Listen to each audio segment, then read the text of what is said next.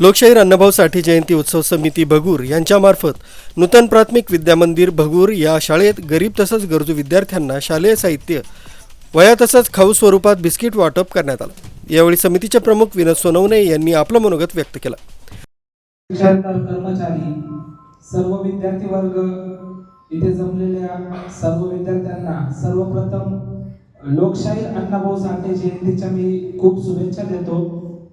विद्यार्थी मित्रांनो, मी या शाळेचा विद्यार्थी आहे। सोनवणे मॅडम, सानप सर, इथे उपस्थित सर्व शिक्षक मला शिकवायला होते। मी या शाळेचा विद्यार्थी आहे आणि आज या शाळेत समाज प्रबोधनाचं काम करण्यासाठी या ठिकाणी आलोय।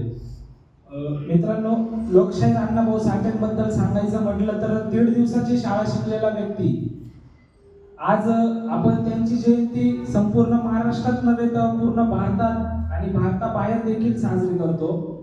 या जयंतीला आम्हाला तुमच्यापर्यंत पोहोचण्याचं कारण म्हणजे लोकशाहीर अण्णाभाऊ साठे हे 1.5 दिवस शाळा शिकून सुद्धा आज संपूर्ण महाराष्ट्रात त्यांचं नाव, त्यांचं साहित्य, त्यांच्या कादंबऱ्या, त्यांची कला तसंच डॉक्टर कल्कीरामजी महाराज यांनी प्रतिमा पूजन तसंच दीपप्रज्वलन केलं। शाळेच्या माजी मुख्याध्यापिका सौ रंजना सोनवणे यांनी उपस्थित सर्व मान्यवरांचं स्वागत व सत्कार केला।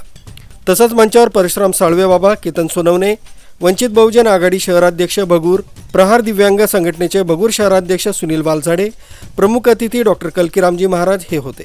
तसंच समितीचे सोमनाथ कांगणे, मनीष ससाने, कुणाल गायकवाड, राहुल साळवे, नितेश पात्रे, समर्थ सोनवणे इत्यादी कार्यकर्ते हजर होते।